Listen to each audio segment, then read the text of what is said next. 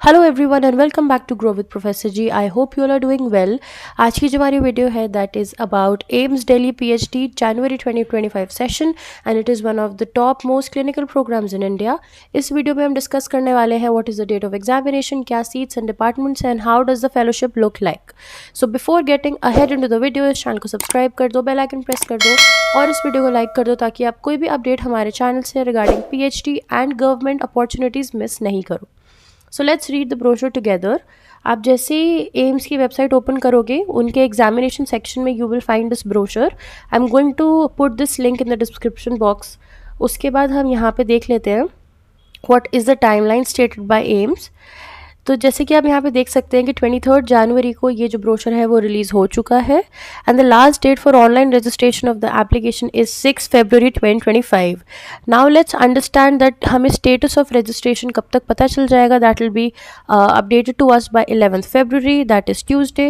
And last date of correction जो आपकी होगी वो 13 फरवरी है। 5 बजे तक आपको वो चेंजेस अलाउड होंगे करने। नाउ लेट्स अंडरस्टैंड कि हमारा एग्जामिनेशन कब है और किस मोड से है। सो यहाँ पे लिखा है कि जो आपका एडमिट कार्ड है that will be release by 15 February and the written test जो ऑनलाइन सीबीटी मोड में होगा सेंटर पे जाके वो होगा आपका 20 फरवरी को।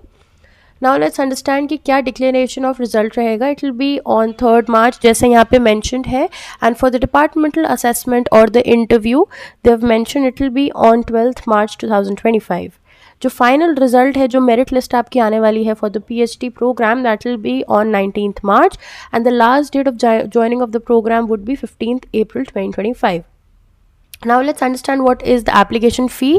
Application fee is specified here कि जो जनरल ओबीसी कैटेगरी से है उनका 2000 प्लस ट्रांजैक्शन चार्जेस है and for people from SC ST WS category it is 1600 plus transaction charges.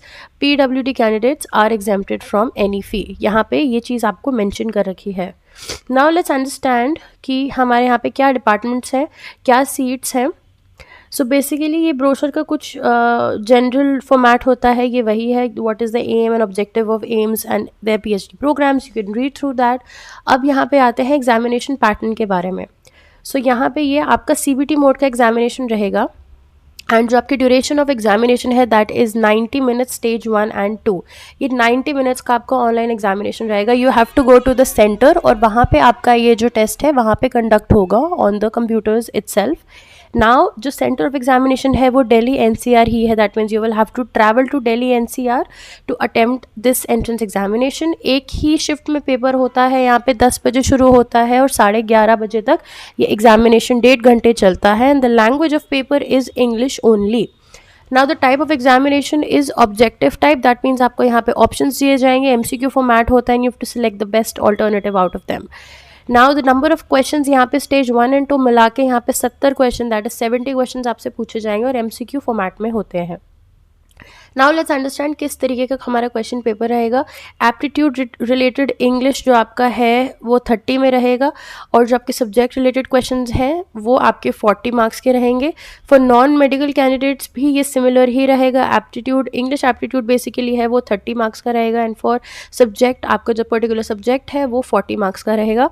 Now the marking scheme explained here is कि for 1 correct answer you get 1 mark and for 1 incorrect answer आपका -1/3 हो जाएगा। अगर आप किसी भी question को unanswered छोड़ते हैं तो वो 0 आपका मार्क होगा। Now let's understand that what is the method of the cutoff here. So at least 35 marks आपको stage 1 and 2 combined, मतलब आपका जो entrance examination में उसको कम से कम आपको 35 marks चाहिए to enter the stage 3 which is your departmental assessment या interview। यहाँ पे ये चीज़ हमको मेंशन कर रखी है ऑलरेडी, तो इसमें कोई भी कन्फ्यूजन यहाँ नहीं आ सकती। Now let's understand candidates appearing in more than one subject, उनको क्या करना है कि उनको बार बार अपना एप्लीकेशन एक्स्ट्रा डालना पड़ेगा for different departments. So stage 1 is aptitude related covering English, जैसा हमने ऊपर डिस्कस किया 30 मार्क्स का एंड बाकी आपका 40 मिनट्स या 40 मार्क्स का बाकी के आपके क्वेश्चंस होंगे। So after this let's understand what are the seats and the departments. So यहाँ पे आप देख सकते हो there are two types of seats यहाँ पे available. The first is for people जिनके पास अपनी own government fellowship है. Now what does this mean? Own government fellowship means अगर आपके पास किसी प्रकार की fellowship है जैसे कि JRF, Inspire, DBT, ICMR etc. अगर आपके पास अपनी fellowship है, valid fellowship है, तो आप OF कैटेगरी से अप्लाई करेंगे. And if you do not have any kind of fellowship, आपका सिर्फ नेट क्वालिफाइड है या नेट भी क्वालिफाइड नहीं है, then you will apply through the funds available in the project that is your FA category. यहाँ पे इन्होंने टोटल सीट्स बता रखी हैं और अलग से भी स्पेसिफाई कर रखे हैं कि FA कैटेगरी में कितनी सीट्स हैं एंड OF कैटेगरी में कितनी सीट्स हैं. Now you can scroll down and see कि आपके डिपार्टमेंट में कितनी सीट्स अवेलेबल है और कितनी नहीं है. For example let's look at psychiatry here. यहाँ पे 3 seats are available for funds in the project. That mean जिनके पास JRF नहीं है वो उनकी सीट्स 3 हैं और जिनके पास JRF है उनकी यहाँ पे 2 सीट्स हैं. So you can see various departments here. Now let's understand what is the eligibility criteria. So qualification required and specific eligibility criteria is mentioned for each department here, जैसे कि आप देख सकते हो. So for example let's understand कि यहाँ पे जो हमारा नेशनल ड्रग डिपेंडेंस सेंटर है उसमें क्या एलिजिबिलिटी है. So you can see here code number FA and OF. FA means कि आपका जो funding available है आपके project में वो आपको यहाँ मिलेगी, and for OF it means you have your own fellowship. So for this first project यहाँ पे you can see that these are the eligibility criteria and this is the project title. यहाँ पे जैसे इन्होंने mention किया हुआ है. And for people जिनके पास अपनी JRF है उनके लिए ये एलिजिबिलिटी क्राइटेरिया है और उनका जो PhD टॉपिक रहेगा वो ये रहेगा. So in AIIMS there are already topics that are chosen by the AIIMS faculty itself, क्योंकि उसी प्रकार से उनको फंडिंग आती है और उसी प्रोजेक्ट में वहाँ पे PhDs जो है वो कैरी आउट होती हैं. So you do not need to prepare a research proposal per se. आपको इसी प्रोजेक्ट में अपना PhD थीसिस लिखना होता है. So there are basically 2 departments जहाँ पे साइकोलॉजी पोस्ट ग्रेजुएट्स की रिक्रूटमेंट यहाँ फॉर PhD हो रही है.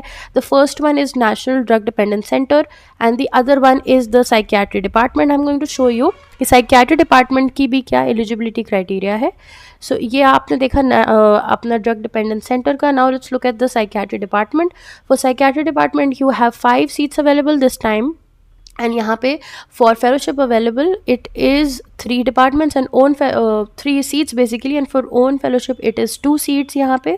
सो यू कैन सी यहाँ पे there are different eligibility criterias, जैसे कि यहाँ पे MA psychology, MSc psychology, MD psychiatry, और यहाँ पे आपको जो है वो टॉपिक ऑफ योर प्रोजेक्ट भी दे रखा है. So from here you can look at the seats and departments कि आपको किस में अप्लाई करना है, whether these projects are even of your interest और not. That is something very important that you have to look into before applying to the university. Now let's look at other important information here. जैसे कि मैंने mention किया ऊपर, अगर आपके पास किसी भी प्रकार की JRF है, so you will be applying through the JRF category. Apart from that, we have discussed the stages 1 and 2 here. For medical people it is different and for non-medical people eligibility is different. जो medical background से है उनके पास nursing या MBBS होगा तो medical category से है. And for people who are from the non medical background, for example anatomy, psychology etcetera, वो नॉन मेडिकल बैकग्राउंड से कहलाएंगे. अपार्ट फ्रॉम दैट यहाँ पे इन्होंने बता रखा है कि how do you attempt at answering the questions in the online and examination. जैसे करेक्ट है तो उसमें आपको +1 मिलेगा, for wrong -1/3, for review if it is mark then it is 0 and not answered then it is 0 again. So this is basically the broad information for the process, application process here. मैं इसका application का link description box में डाल दूँगी और फिर वहाँ से जाके आप यहाँ पे apply कर सकते हैं.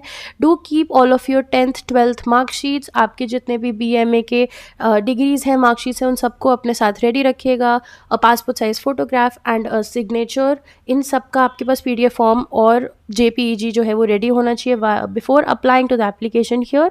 उसके अलावा यहाँ पे in the end of this you will see कि इन्होंने आपको एक्सप्लेन कर रखा है how do you actually make your और submit your application.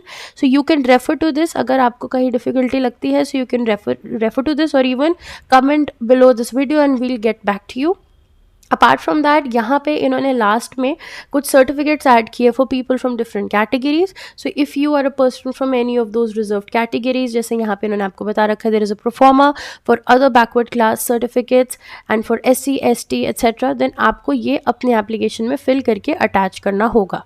So all of the information has been given to you here. और अगर कोई भी आपको डाउट लगता है, you can call on these numbers और put up a mail to them and they'll get back to you by the earliest as mentioned here.